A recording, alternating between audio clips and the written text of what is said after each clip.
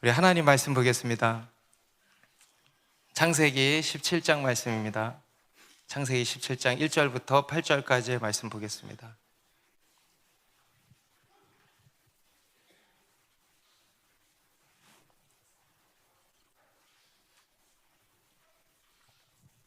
창세기 17장 1절부터 8절까지의 말씀, 저와 한 절씩 읽겠습니다. 아브라함이 99세 때에 여호와께서 아브라함에게 나타나서 그에게 이르시되 나는 전능한 하나님이라. 너는 내 앞에서 행하여 완전하라.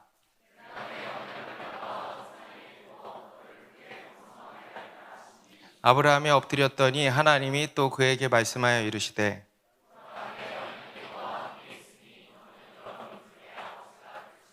이제 후로는 내 이름을 아브라함이라 하지 아니하고 아브라함이라 하리니 이는 내가 너를 여러 민족의 아버지가 되게 함이니라.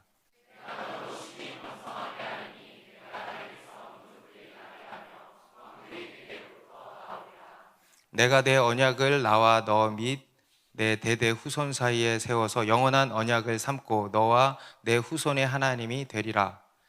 내가 너와 내 후손에게 내가 거류하는 땅 곧 가나안 온 땅을 주어 영원한 기업이 되게 하고 나는 그들의 하나님이 되리라. 아멘. 네, 우리 사람은 누구나 자기의 이름이 다 있습니다. 여러분들도 이름이 있죠? 네, 여러분 이름이 뭐세요? 아무개. 네, 저도 이름이 있습니다.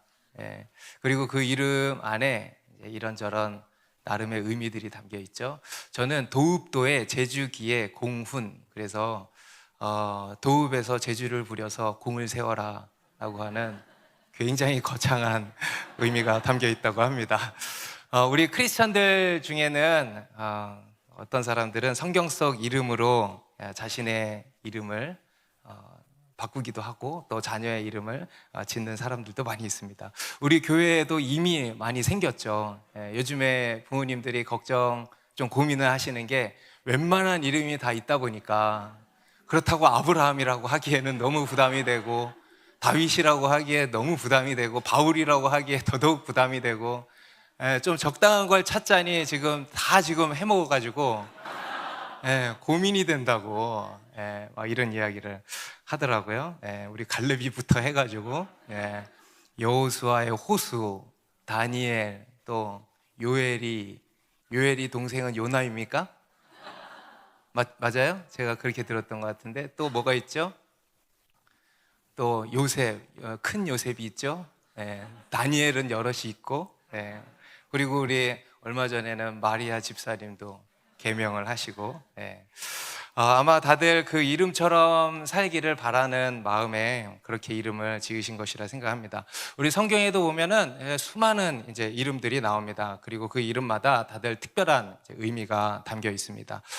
그 중에 어떤 사람들은요, 하나님이 직접 그 이름을 지어주신 사람들도 있습니다. 바로 앞에 이스마엘이 이제 그런 케이스였죠. 이스마엘, 하나님께서 우리의 고통을 들으신다라고 하는 의미의 이름이었습니다. 이름을 통해서 하나님의 어떠하심을 드러내시고 또는 하나님의 어떤 특별한 메시지를 이름을 통해서 이렇게 선포하시는 것입니다. 오늘 우리가 읽은 본문에도 보니까요, 하나님께서 아브라함을 찾아오셔서 그에게 이번에는 새 이름을 주시는 장면이 기록되어 있습니다. 우리 5절에 보니까 이제 후로는 내 이름을 아브라함이라 하지 않고 아브라함이라 하리니 이렇게 말씀을 하시죠. 아브라함에게 아브라함이라는 새 이름을 주신 것입니다. 오늘 하나님께서 이 아브라함에게 새 이름을 주신 것은 과연 어떤 의미인가, 그에 대해서 한번 살펴보도록 하겠습니다. 우리 1절을 다시 한번 다 같이 읽습니다. 시작. 아브라함이 99세 때에 여호와께서 아브라함에게 나타나서 그에게 이르시되 나는 전능한 하나님이라. 너는 내 앞에서 행하여 완전하라. 우리 바로 앞에 16장 16절은 어떻게 맞췄는지 기억하십니까? 하갈이 아브라함에게 이스마엘을 낳았을 때 아브라함이 86세였더라. 그리고 바로 뒤에 바로 다음 절인 17장 1절에는 아브라함이 99세라는 거예요. 몇 년을 건너뛰었습니까?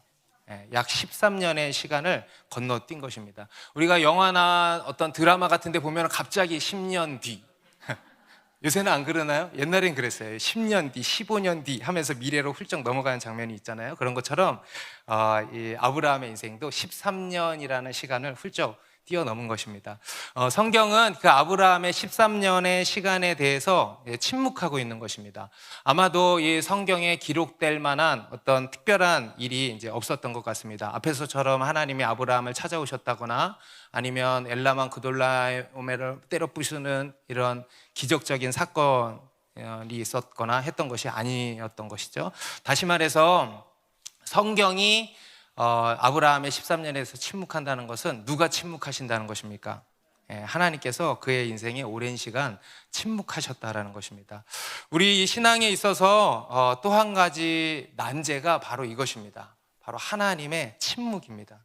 우리 그리스도인에게 고난이 힘든 이유 중에 하나가 뭐냐면 바로 이 하나님의 침묵 때문일 것입니다. 필립 얀시라고 하는 미국의 유명한 기독교 작가가 있는데 그분이 쓴 책 중에 하나님 당신께 실망했습니다 라는 책이 있어요. 하나님, 여러분 하나님께 실망하신 분 있으십니까? 하나님 당신께 실망했습니다. 거기에 보면 우리 그리스도인들이 대놓고 하지 못하는, 하지만 늘 마음 한켠에 있는 세 가지 질문을 이야기합니다. 첫 번째가 하나님은 과연 공평하신가에 대한 질문입니다. 그리고 두 번째 질문이 하나님은 왜 침묵하시는가? 그리고 세 번째가 하나님은 왜 숨어 계시는가 하는 이러한 질문입니다. 우리 성경에 보면 하나님께서 우리 인간에게 찾아오셔서 말씀하시는 장면들이 많이 나옵니다. 아브라함에게, 이삭에게, 또 야곱에게, 요셉에게, 모세에게, 그리고 이스라엘 백성들에게 계속 찾아오셔서 말씀하시는 장면들이 나오죠. 그게 우리 성경의 이야기 아니겠습니까? 그런데 사실 그들 인생의 전체를 보면은요, 하나님이 말씀하시는 것보다 뭐가 더 많을까? 하나님께서 침묵하시고 숨어 계시는 듯한 시간이 훨씬 많다는 것을 우리가 알 수 있습니다. 우리가 성경을 읽을 때 행간을 읽는다 그러잖아요. 줄과 줄 사이 행간을 읽는다. 그 행간을 읽어가다 보면 하나님께서 그들의 인생 가운데 긴 시간 침묵하신 것들을 발견하게 됩니다. 오늘 이 아브라함의 인생에도 13년이라는 침묵의 시간이 있었습니다. 그리고 우리 요셉이라고 하는 사람의 인생에도 하나님께서 그가 애굽의 노예로 팔려간 후로 14년 가량의 침묵기가 있었습니다. 모세의 인생에도 그랬죠. 애굽 사람을 쳐 죽이고 미디안 강야로 도망가서 거기서 40년을 나그네로 산 동안 하나님께서 침묵하셨습니다. 그리고 그 외에 이스라엘 백성들의 역사 가운데에도 때때마다 긴 침묵의 시간이 있었습니다. 애굽에서 400년간 노예 생활이 할 때 고통 가운데서 하나님께 그렇게 부르짖고 했을 때에도 하나님이 침묵하셨죠. 그리고 또 그 외에도 심지어 이 이사야 선지자는요, 이사야서 45장에서 하나님을 숨어 계시는 하나님이라는 표현을 사용하기도 했습니다. 그 외에 예레미야서나 에스겔서에도 보면은 하나님의 침묵으로 인한 고뇌가 담겨 있습니다. 그리고 그 뒤에 이제 구약 성경이 끝나고 신구약 중간기라고 하죠. 구약 시대의 마지막 선지자였던 말라기 선지자를 통해서 하나님이 마지막으로 말씀하시고 예수님께서 이 땅에 오시기 전까지 약 400년의 시간 동안도 이제 침묵을 하셨습니다. 그리고 예수님께서 십자가에 달려 체포되시고 십자가에 달려 죽으시는 동안도 침묵하셨죠. 예수님께서 십자가에 달리셔서 뭐라 그러셨어요? 엘리 엘리 라마 사박다니, 나의 하나님 어찌 나를 버리십니까? 이것은 다시 말하면 하나님 왜 침묵하십니까? 라고 하는 것입니다. 우리 사도 바울의 인생에도요, 우리가 신약 성경을 보면은 바울이 막 한 여러 일들로 꽉 차 있는 것 같지만 그 행간을 보면은요, 그가 다메섹으로 가는 길에 예수님을 믿고 그리고 길리기아 다소, 그의 고향이죠, 그곳으로 가서 무려 10년이라는 시간 공백기가 나옵니다. 10년이라는 시간 동안 그곳에서 지냈던 것이 나오는데 그에 대해서도 성경이 아무런 언급을 하지 않습니다. 하나님께서 그에 대해서 침묵하시는 시간이 있었다라는 것입니다. 이처럼 하나님께서는 우리 그리스도인의 인생에 침묵하실 때가 있다라는 것입니다. 어떤 사람은 심지어 이런 이야기도 합니다. 하나님께서는 침묵으로 우리에게 말씀하신다. 하나님께서 우리에게 가장 많이 말씀하시는 방법이 뭐냐면 침묵이라는 것입니다. 도대체 하나님은 왜 침묵하시는 것인가? 이 하나님의 침묵은 과연 어떤 시간인가? 물론 우리가 그것을 다 할 수는 없습니다. 이 하나님의 침묵은 첫 번째로 하나님의 주권에 달린 문제이기 때문에 우리가 다 헤아릴 수가 없는 것입니다. 하지만 이 성경을 통해서 우리는 이 하나님의 침묵에 대해서 조금이나마 생각해 볼 수는 있는 것입니다. 먼저는 이 하나님의 침묵은 어디에서 시작이 되는 것이냐면 바로 하나님과 타락한 우리 인간 간의 간극 때문이라는 것입니다. 다시 말해서 우리의 죄 때문이라는 것입니다. 오늘 이 아브라함의 경우도 그런 것이죠. 아브라함이 하갈을 통해서 이스마엘을 낳았습니다. 여러분, 이것은 하나님의 뜻입니까? 하나님과 상의가 된 일입니까? 아니죠. 하나님과 상의된 일이 결코 아니었습니다. 그것은 이 아브라함과 사레의 육신의 생각의 결과였습니다. 그리고 그때부터 하나님이 침묵하시기 시작한 겁니다. 그리고 13년이라고 하는 시간을 침묵하신 것입니다. 그 시간을 통해서 하나님은 아브라함을 연단하신 것입니다. 여러분, 이 13년의 시간 동안 아브라함이 어땠겠습니까?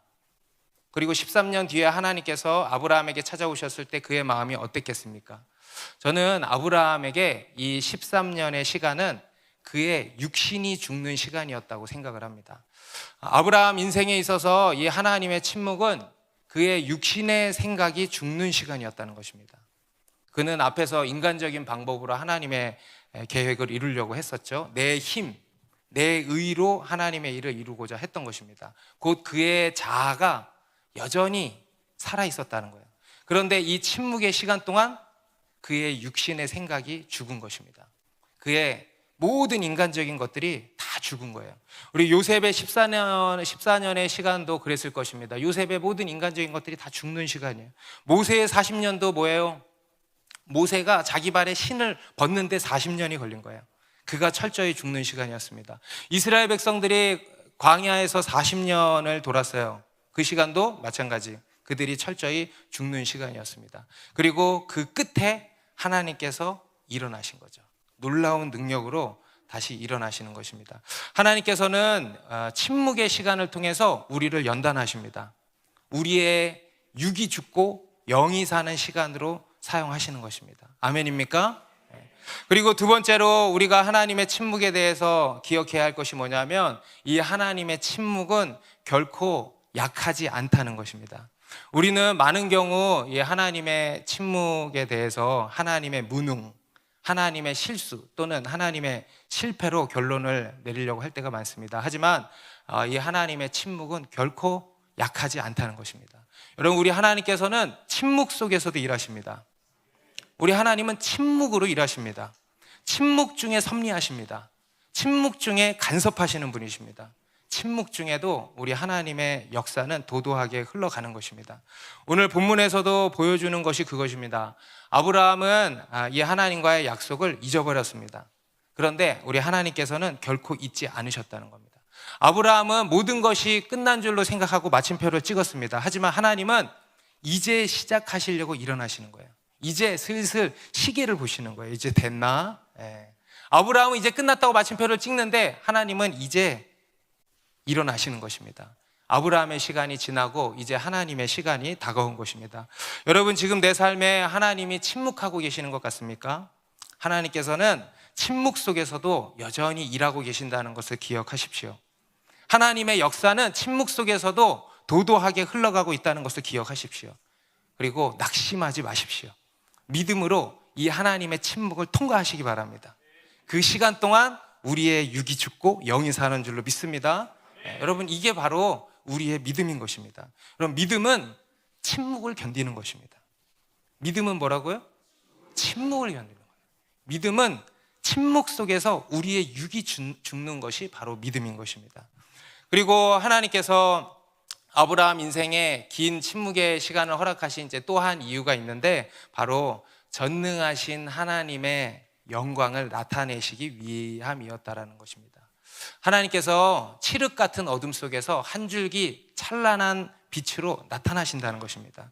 여러분, 하늘에 별을 보려면 어떻게 해야 되죠? 대낮에 쳐다보면 별이 보이나요? 헬리콥터만 보이죠? 여러분, 하늘의 별을 보려면 깜깜한 밤이 와야 하는 것입니다. 할 수 있다면 최대한 깜깜한 곳으로 들어가야 하는 것입니다. 그럴 때 별이 더욱 빛나는 것이죠. 우리 하나님께서도 전능하신 하나님의 영광을 나타내시고자 이 아브라함에게 칠흑 같은 어둠을 허락하셨다라는 것입니다. 하나님께서 아브라함에게 찾아오셨을 때 그의 나이는 99세였습니다. 99세. 여러분 99세. 와닿으세요? 99세. 그 아내 사례의 나이는 89세예요. 89세. 여성의 생리가 끊어진 지 오래되었다 그랬습니다. 모든 게 끝난 것입니다. 임신을 하기에 그들의 몸은 철저히 죽은 것이었습니다. 그때 하나님이 그들을 찾아오신 겁니다. 그리고 뭐라고 하시는가?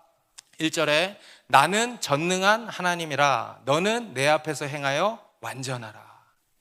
뭐라 그러세요? 나는 전능한 하나님이라. 히브리어로 하면 뭘까요? 엘샤다이. 엘은 하나님, 샤다이는 전능한, 전능자라는 뜻입니다.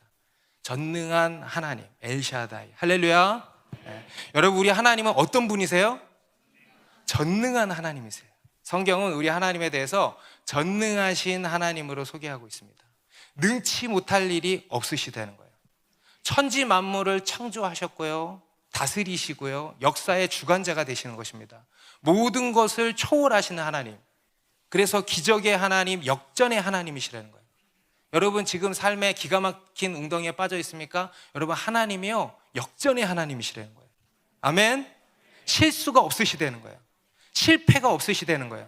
모든 것을 합력하여서 선을 이루시는 그런 완전한 하나님이시라는 것입니다. 우리 사무엘상 2장 6절에 보면요, 사무엘상 2장에 보면 이 한나라는 여인도 아이를 못 낳다가 기적적으로 하나님이 잉태케 해주셔서 사무엘이라고 하는 아이를 낳게 되죠. 그리고 이렇게 노래를 했습니다. 우리 6절부터 9절 같이 읽습니다. 시작. 여호와는 죽이기도 하시고 살리기도 하시며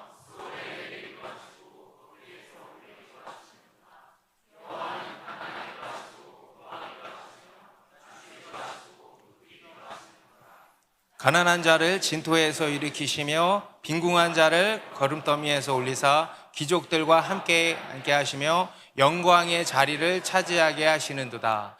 땅의 기둥들은 여호와의 것이라 여호와께서 세계를 그것들 위에 세우셨도다. 그가 그의 거룩한 자들의 발을 지키실 것이요 악인들을 흑암 중에서 잠잠하게 하시리니 힘으로 이길 사람이 없으리로다. 할렐루야. 엘샤다의 하나님. 여러분 우리 하나님이 이런 하나님이시라는 거예요. 우리 로마서 4장 17절도 같이 읽습니다. 시작. 기록된 바 내가 너를 많은 민족의 조상으로 세웠다 하신과 같으니 그가 믿은 바 하나님은 죽은 자를 살리시며 없는 것을 있는 것으로 부르시는 이시니라. 아멘. 여러분 우리 하나님은요 이런 전능자 하나님이시라는 거예요. 죽은 자를 다시 살리시고 뿐만 아니라 없는 것을 있는 것으로 부르시는 이시니라. 여러분 사람이 죽어서 화장된다고 걱정하지 마세요. 우리나라 분들이요, 우리나라는 장례 문화가 죽어서 화장을 해서 뼈를 갈아가지고 그거를 뿌리든가 어떻게 하든가 하잖아요. 외국 사람들이 그걸 보고 충격을 받는데요. 우와 어떻게 그럴까. 그런데 여러분 걱정하지 마세요. 나중에 그렇게 해가지고 부활 안 될 거라고 걱정하지 마세요. 우리 하나님은요 죽은 자를 다시 살리시고 없는 것을 있는 것으로 부르시는 전능하신 하나님이십니다. 여러분 이게 우리의 믿음인 것이죠. 여러분 믿으십니까? 여러분 우리가 믿는 것은 이 전능하신 하나님을 믿는 것입니다. 그렇다면 이 전능하신 하나님의 능력은 구체적으로 어떤 것인가? 이 전능하신 하나님께서는 우리에게 무엇을 이루시는가? 첫 번째로 이 전능하신 하나님께서는요 언약을 성취하신다는 것입니다. 언약의 신실한 전능하신 하나님이시라는 거예요. 우리에게 주신 약속을 다 이루시는 전능하신 하나님이시라는 것입니다. 오늘 본문에 보면 하나님께서 이게 거듭 말씀하시는 단어가 나오는데요, 바로 언약이라는 단어입니다. 우리 17장 전체로 보면 이 언약이라는 단어만 13번이나 등장을 합니다. 우리 2절에 보면 내가 내 언약을 나와 너 사이에 두어 이렇게 말씀하고요. 4절에도 보면 보라 내 언약이 너와 함께 있으니, 7절에도 내가 내 언약을 나와 너 및 내 대대 후손 사이에 세워서 이렇게 말씀합니다. 앞에서 15장에서 맺어주신 그 언약 있죠? 그 언약을 말씀하시는 것입니다. 그 언약을 이제 상기시키시고 그리고 다시 한번 갱신시켜 주시는 것이 오늘 이 17장의 내용입니다. 앞에서도 말씀드렸지만 이 언약에는요, 하나님의 분명하고 강한 의지가 담겨 있는 것입니다. 내가 반드시 이렇게 해주겠다. 내가 이렇게 못하면 나는 하나님이 아니다. 나는 더 이상 하나님이 아니다 라고 하는 거예요. 이보다 더 분명한 약속은 없는 것이죠. 하나님께서는 이러한 언약의 신실한 분이시라는 것입니다. 반드시 약속을 지키신다라는 것입니다. 우리 하나님께서는요, 단순히 내 소원을 들어주시는 램프의 요정 지니가 아닙니다. 우리 하나님이 전능한 하나님이라고 해서 그러면 내 소원 좀 이루어주세요 하는 그런 전능한 하나님이 아니라는 겁니다. 전능한 하나님은, 따라합시다, 언약의 신실한 하나님. 언약의 신실한 하나님이세요. 그 언약을 반드시 이루시는 그런 전능한 하나님이시라는 것입니다. 여러분, 우리 하나님의 약속이 어디에 담겨 있어요? 바로 말씀, 바로 성경에 담겨 있는 거예요. 여러분, 이 성경을 통해서 우리에게 주시는 약속이 있습니다. 하나님께서는요, 다른 건 몰라도 그 약속은 다 이루신다는 것입니다. 여러분, 이게 오늘 본문을 통해서 우리에게 말씀하시는 첫 번째 전능하신 하나님이세요. 그리고 두 번째로 전능한 하나님은 우리에게 무엇을 이루시는가? 바로 구제불능인 우리를 온전케 하신다는 거예요. 전능하신 하나님께서 우리를 온전한, 그냥이 아니고 온전한 믿음의 사람이 되게 하신다는 것입니다. 우리 1절을 다시 보면 하나님께서 아브라함에게 이렇게 말씀을 합니다. 나는 전능한 하나님이라. 그리고 너는 내 앞에서 행하여 완전하라. 너는 내 앞에서 행하여 완전하라. 굉장히 부담스러운 말씀을 하시는 거죠. 너는 내 앞에서 행하여 완전하라. 와, 이게 도대체 무슨 말씀일까? 첫 번째로 이것은요, 이런 의미입니다. 이제 때가 됐다라는 것입니다. 이제 나의 때가 됐다. 그러니 너는 내 앞에서 거룩해라. 마치 하나님께서 때가 돼서 모세에게 찾아가 주시잖아요. 그래서 모세야 내 발에 신을 벗으라. 여호수아에게도 이렇게 찾아가셔서 그러시죠. 내 발에 신을 벗으라. 요단강 앞에서 요단강 도하를 앞두고 있는 이스라엘 백성들에게 말씀하셨어요. 너희는 자신을 성결하게 하라. 내일 내가 너희에게 기이한 일을 행할 것이다 라고 하신 것처럼 이 아브라함에게도 나타나셔서 하나님이 하실 일을 준비시키시는 그런 것입니다. 한마디로 아브라함을 깨우시는 거예요. 아브라함아 깨어나라 하시는 거예요. 오늘 우리에게도 말씀하시는 줄 믿습니다. 깨어나라. 옆에 사람에게 깨어나라. 진짜 깨어나야 되는 사람도 있어요. 일어나세요. 깨어나라. 때가 이르렀다는 것입니다. 여러분 깨어나시기 바랍니다. 예수님이 다시 오실 때가 이르렀다는 것입니다. 깨어나시기 바랍니다. 이번 주 수요일부터 40일 성경 통독 새벽 기도가 있어서 감사해요, 안 해요? 좋아요, 안 좋아요? 너무 좋은 것입니다. 여러분, 하나님이 이렇게 추석 연휴 때 잠들 걸 아시고 바로 그 다음 날부터 하면은 추수감사 예배 전까지 딱 40일이에요. 우리를 너무 사랑하셔서 우리를 깨우시기 위해서 그런 기회를 주신 것이라고 믿습니다. 그래서 여러분 깨어나시기 바랍니다. 그리고 두 번째로 너는 내 앞에서 행하여 완전하라는 것은 뭐냐면 하나님께서 아브라함에게 원하시는 궁극적인 목표가 바로 그것입니다.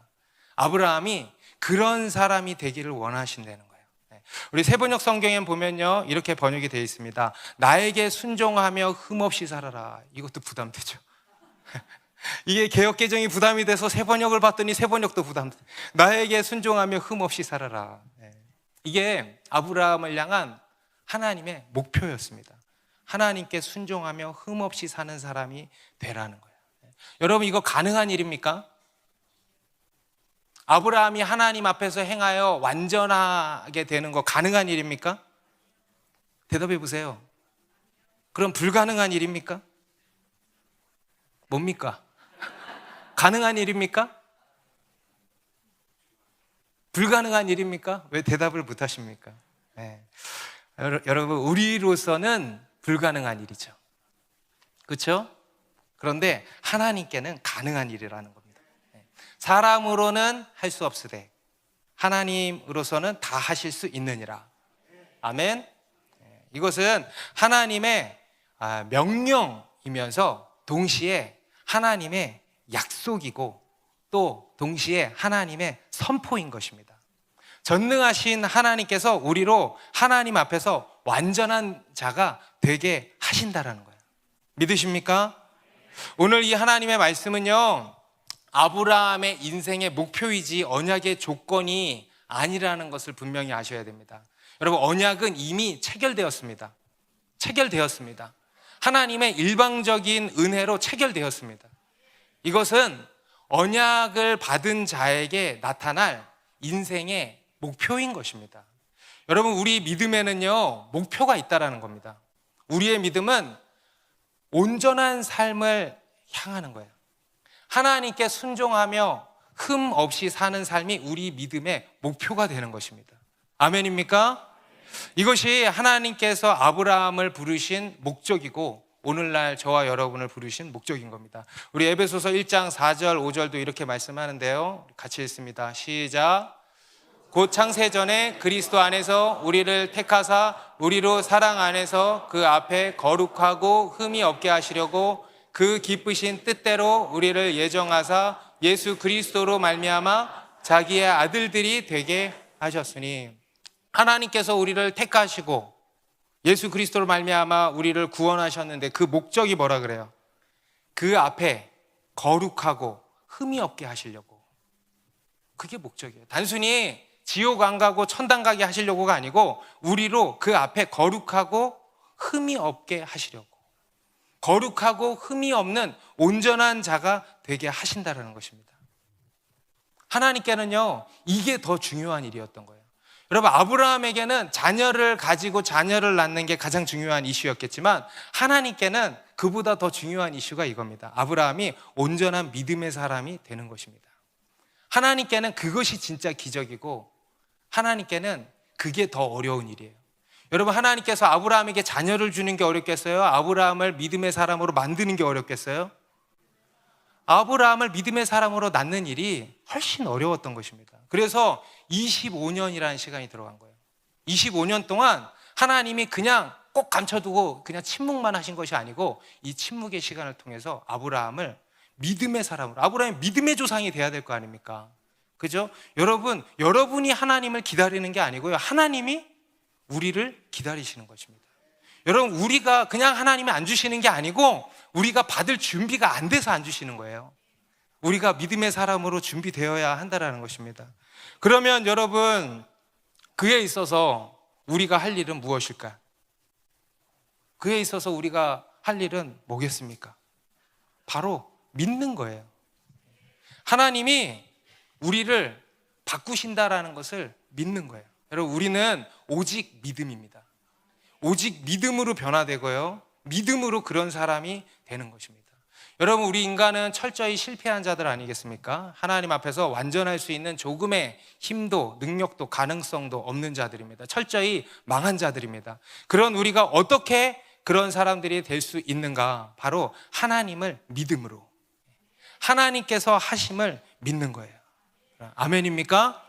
오늘 본문 1절에 나는 전능한 하나님이라 너는 내 앞에서 행하여 완전하라, 이 말씀은요, 굉장히 중요한 말씀입니다. 이 말씀을 우리가 잘 해석하는 게 중요합니다. 보면 두 문장으로 이루어져 있잖아요. 나는 전능한 하나님이라, 그리고 너는 내 앞에서 완전하라. 나는 전능한 하나님이라, 그러므로 너는 내 앞에서 완전하라.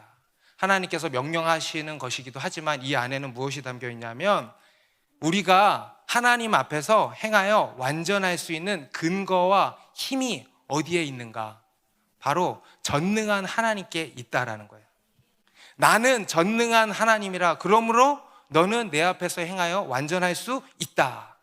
그러니 그렇게 되라. 네 힘으로가 아니고 네 능력으로가 아니고 나의 전능한 능력으로 그렇게 되라 하시는 명령이면서 약속이면서 선포인 것입니다. 하나님의 이 능력의 선포라는 것입니다.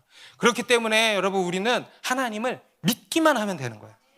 그리고 실제로 하나님께서 우리를 그렇게 만들어 주신 것입니다. 어떻게 하셨습니까?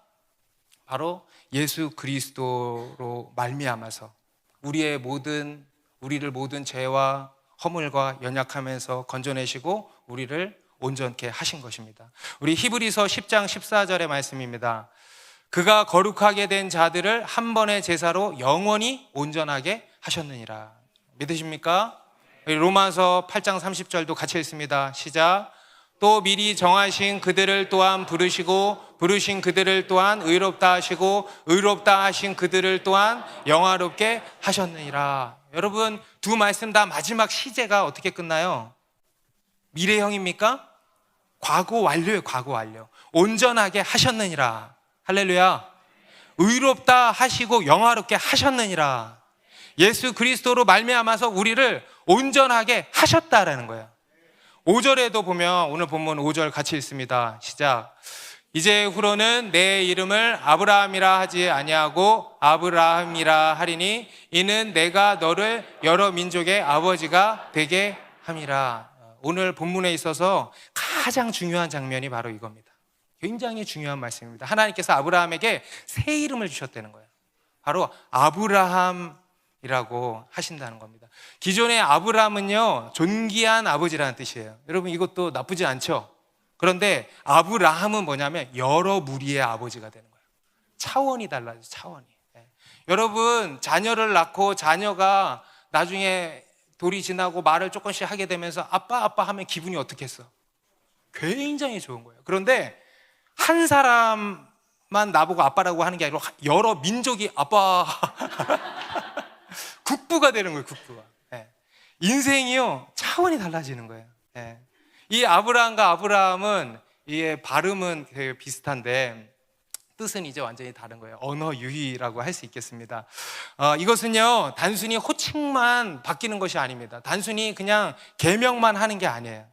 하나님께서 그 이름을 바꿔주셨다는 것은 뭐냐? 그를 통째로 바꿔준 거예요. 할렐루야. 그의 인생을 바꿔줬다는 거예요. 여러분, 인생이 바뀌고 싶죠? 여러분, 우리 인간의 소원이 하나가 있다면 새로 태어나는 걸 거예요. 다시 태어나고 싶어. 다시 장동건 같은 얼굴로 태어나고 다시 또 모시기처럼 태어나고 싶고. 요즘에 제가 연예인 몰라가지고 다시 태어나고 싶은 거예요. 그런데 그런 것처럼 다시 태어나는 거예요. 그 존재가 새롭게 된다는 것입니다. 그의 인생이 새로 태어나는 거예요. 뒤에 우리 창세기 32장에도 가면은요, 하나님께서 야곱에게도 새로운 이름을 주십니다. 야곱을 이스라엘이라고 하시죠. 이스라엘이라고 하는 새 이름을 주신 거예요. 이것도 단순히 호칭만 바뀐 게 아니죠. 그의 존재가 바뀐 거예요. 그가 믿음의 조상이 된 거예요. 그냥 그의 인생이 확 바뀌어버리는 것입니다. 우리 베드로도, 신약의 베드로도 그랬습니다. 그의 본래의 이름은 시몬이었어요. 바요나 시몬. 그런데 예수님께서 그를 만나자마자 뭐라 그랬어요? 너는 게바라, 베드로라. 반석이라는 뜻입니다. 베드로라는 새 이름을 주신 거예요. 여러분, 베드로는요, 결코 반석 같은 사람이 아니었습니다. 그런데 그에게 베드로라고 하신 거예요. 이름을 주시고, 이름을 주신 것뿐만 아니라 실제로 반석 같은 자가 되게 하신 것입니다. 아멘. 여러분, 이것이 전능하신 하나님께서 우리에게 하시는 일이에요. 하나님이요, 우리에게 새 이름을 주신다는 거예요. 곧 우리로 새로운 인생이 되게 하신다. 새로운 존재, 새로운 피조물이 되게 하신다라는 것입니다. 여러분, 이것을 가지고 바로 복음이라 그러는 거예요. 여러분, 복음은 우리가 새로 태어나는 것입니다. 아멘입니까? 여러분, 기독교에서 말하는 변화는요, 존재적인 변화입니다. 이 세상의 모든 종교는 다 변화를 말합니다. 그 변화는 다 행동의 변화예요. 그런데 오직 기독교만 존재적인 변화를 이야기합니다. 상상할 수 없는 놀라운 아이디어 아닙니까? 성경은 존재적인 변화를 말씀하는 겁니다. 이것을 가지고 예수님께서 거듭남이라고 하신 거예요. 거듭남 또는 중생, 영어로는 born again이에요. 다시 태어나는 거예요. 다시 태어나는 거예요. 이것은 여러분, 인간의 어떤 관념이 아니에요. 아이디어가 아니에요. 최면 더더욱 아닙니다. 정신 통일, 정신 수양, 정신 승리 아니에요. 이것은 실제입니다. 여러분, 실제인 것을 믿으십니까?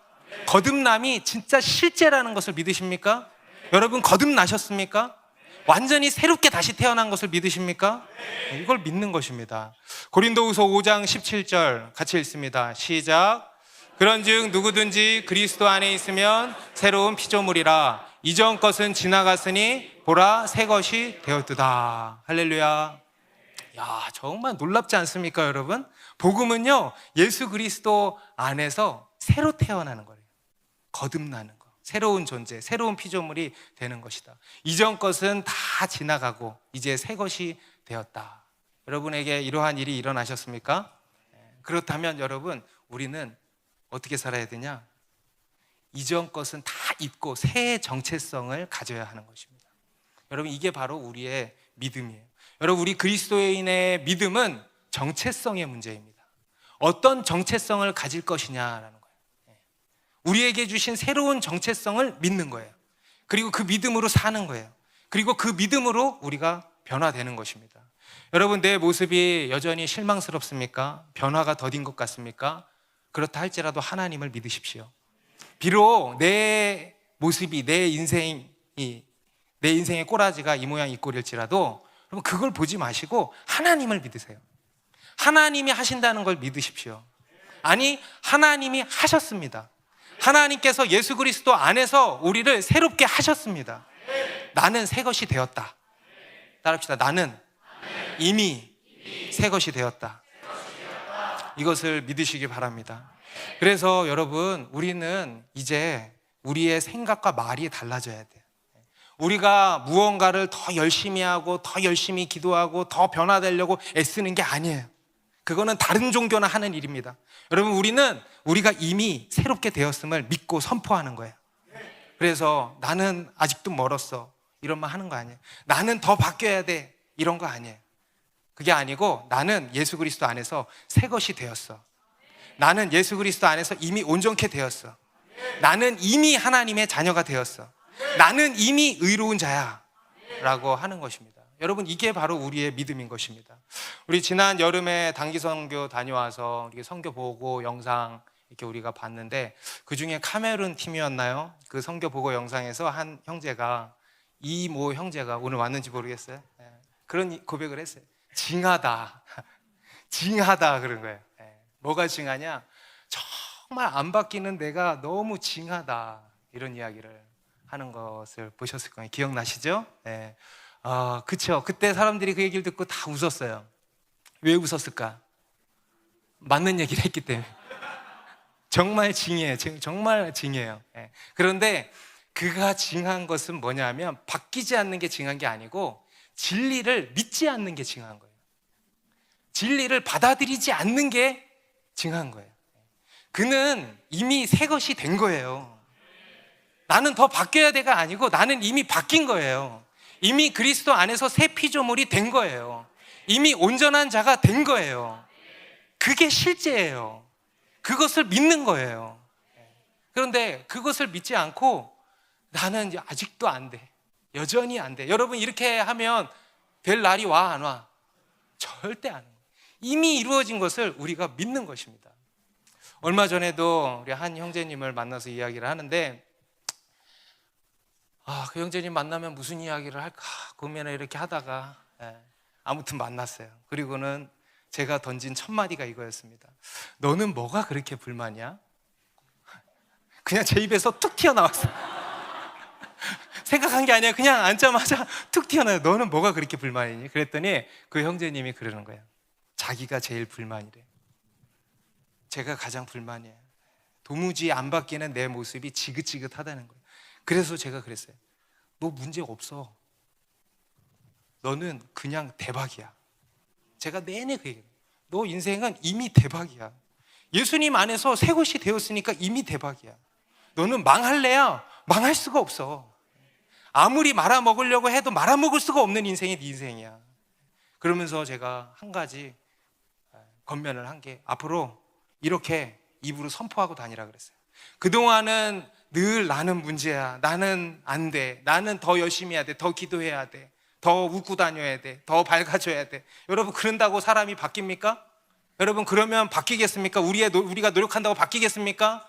여러분, 그게 아니라는 거예요. 여러분, 우리는 어떻게 바뀌냐면 예수 그리스도 안에서 바뀌는 거예요. 예수 그리스도 안에서 새 피조물이 된 것입니다. 그래서 그렇게 말하라고 했어요. 나는 예수 그리스도 안에서 대박이다. 나는 이미 대박이다. 대박이 되려고 노력하는 게 아니고 나는 이미 대박이다. 여러분은 이미 대박인 거예요. 따라합시다. 나는 예수님 안에서 이미 대박났다. 우리는 예수님 안에서 이미 온전케 된 자입니다. 그렇게 선포를 하는 거예요. 우리가 교회 안에서도 셀 목양을 할 때도 그럴 때가 얼마나 많습니까? 너는 이게 문제야. 저게 문제야. 이게 더 바뀌어야 돼. 저게 더 바뀌어야 돼. 그래서 더 기도해야 돼. 하면서 계속 문제를 파는 거예요. 그런데 여러분, 그러면 바뀝니까? 사람이? 그게 아니라는 거예요. 그는 이미 예수 그리스도 안에서 새 피조물이 된 것입니다. 여러분, 이게 바로 복음이에요. 이게 복음이지 뭐가 복음입니까? 더 열심히 기도해가지고 바뀌는 게 복음입니까? 그럼 저는 안 믿어. 왜냐하면 그럴 자신이 없어. 여러분, 우리가 예수 그리스도 안에서 새 피조물이 된 것입니다. 이게 복음이고, 이 복음을 믿고 이 복음을 선포하는 것입니다. 여러분, 정말 놀랍지 않습니까? 놀랍지 않습니까? 놀라세요. 와, 할렐루야. 와, 정말 우리가 할렐루야. 하나님께서 예수 그리스도 안에서 이미 우리를 새롭게 하셨다라는 거예요. 이게 전능하신 하나님이세요. 여러분, 이거보다 더 전능한 하나님의 역사가 어디 있습니까? 그죠? 그리고 마지막으로 이 전능한 하나님께서는 이미 이루신 구원을 완성하시겠다고도 말씀을 하고 있는 것입니다. 오늘 본문에 보면 하나님께서 말씀하시는 게 앞에 이 창세기 15장에서 말씀하신 것을 반복하는 듯 하지만 이제 구별된 것이 있습니다. 바로 이 하나님의 언약의 영원성에 대해서 말씀을 하고 있습니다. 우리 7절, 8절을 같이 읽습니다. 시작. 내가 내 언약을 나와 너 및 대대 후손 사이에 세워서 영원한 언약을 삼고 너와 내 후손의 하나님이 되리라. 내가 너와 내 후손에게 네가 거류하는 이 땅 곧 가나안 땅을 주어 영원한 기업이 되게 하고 나는 그들의 하나님이 되리라. 하나님께서 아브라함과 그의 후손과 그 사이에 언약을 세우시는데 그냥 언약이 아니고 무슨 언약? 영원한, 따라합시다. 영원한 언약. 이것도 너무 놀랍죠. 하나님께서 그들에게 가나안 온 땅을 주시는데 그냥 기업이 아니고 영원한 기업을 되게 하신다. 영원한 언약이 되게 하시고 영원한 기업이 되게 하신다. 이 아브라함과 맺으신 언약은요, 단순히 이스라엘이라고 하는 한 민족에 국한된 것이 아니라는 겁니다. 단순히 구약 시대라고 하는 특정 시간 구간에만 국한된 것이 아니라는 거예요. 단순히 그 당시 가나안 땅, 팔레스타인 땅에만 국한된 것이 아니라는 거예요. 우리가 현재 살고 있는 이 시공간의 세계에 국한된 것이 아니라는 거예요. 영원한 것이라는 겁니다. 영원한 거예요. 영원한 것입니다. 하나님의 언약은 영원한 거예요.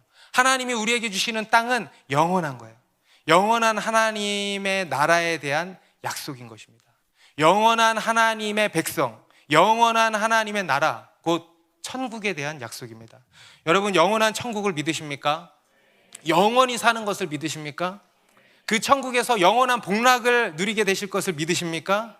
그 하나님께서 우리에게 새 하늘과 새 땅, 그리고 온전한 새 몸을 주신다라는 것입니다. 할렐루야. 이게 여러분 전능하신 하나님이 우리 가운데 행하시는 일입니다. 우리 빌립보서 1장 6절 마지막으로 읽고 마칩니다. 시작. 너희 안에서 착한 일을 시작하시니가 그리스도 예수의 날까지 이루실 줄을 우리는 확신하노라. 할렐루야. 여러분, 하나님을 믿으십시오. 나를 보지 말고 전능하신 하나님을 믿으십시오. 언약에 신실하신 전능한 하나님을 믿으십시오. 그 하나님께서 우리를 예수 그리스도 안에서 이미 온전케 하셨습니다. 새롭게 하셨습니다. 그 놀라운 하나님의 능력의 역사가 우리 삶에 이미 시작되었고 지금도 강력하게 나타나고 있고 그리스도 예수의 날에 온전히 이루실 것을 확신합니다. 기도하겠습니다.